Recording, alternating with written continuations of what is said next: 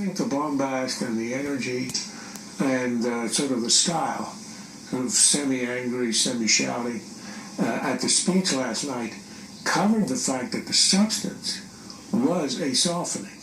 I think that was missed because the other part of what Trump said is that for those who decide to remain, in other words, the illegals who decide not to seek legalization, but just stay in place, the non-criminals, the ones who just are living their lives quietly, for them, there's no more threat of deportation. They are subject to, but he's not going to go out looking for them. And what he said was, we are not going to dispose with them and decide what to do with them until after enforcement.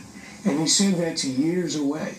In other words, he's going to do what everybody else in the party generally does, which is to say enforcement first, and then we kick the can down the road. We're not even going to talk about legalization. That is a definite softening of what he had said, the mass deportation. And I think that was largely overlooked because of the style and, as you say, the bombast. Let him say it himself. Here he is saying precisely what you just mentioned.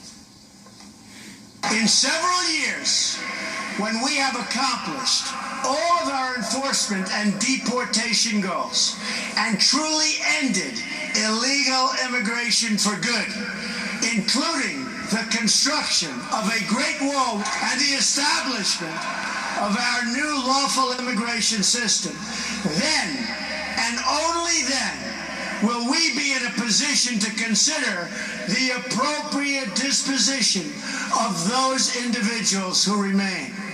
Enforcement first. That could have come from Marco Rubio, potentially Jeb Bush 6 months ago. Well, I think there's always this fixation on a path to legalization, a path to citizenship, amnesty, if you will, and that's largely overstated by the media. There's this concept that a Republican has to embrace amnesty to appeal to Hispanic voters. If you look at polling, you talk to pollsters, the top issues for Hispanics are jobs, the economy, it's education, it's health care.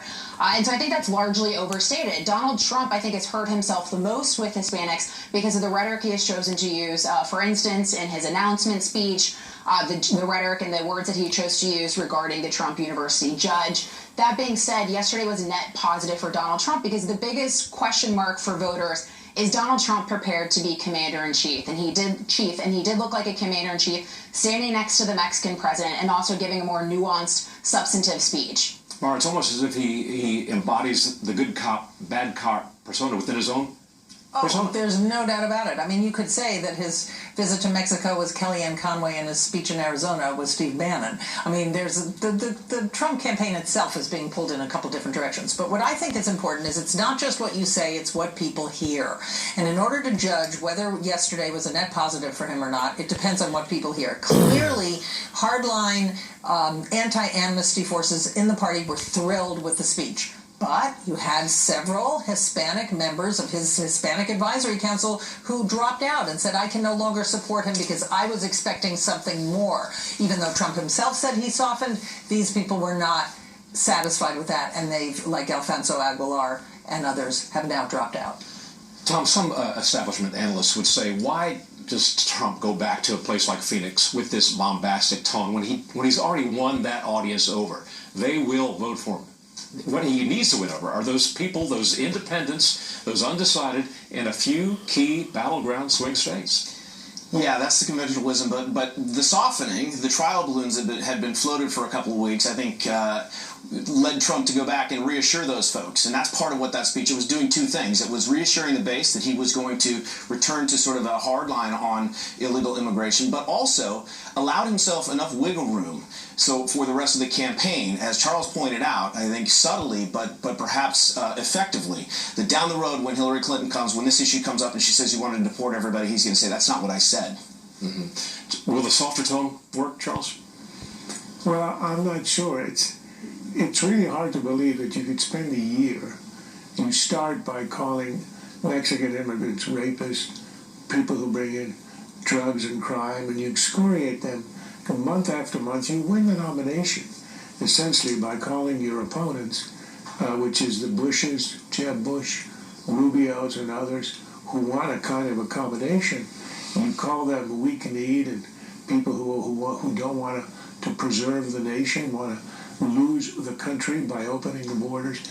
And then all of a sudden you go soft or you go reasonable on them. I'm not sure it's believable. I think the strategy is probably the one he needs to take because, as you saw in the polls that we saw yesterday, 77, I think it was, percent of Americans support a path to legalization.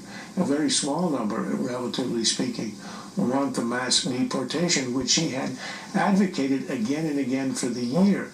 So he's on the right side of public opinion, but the question in the end is it credible?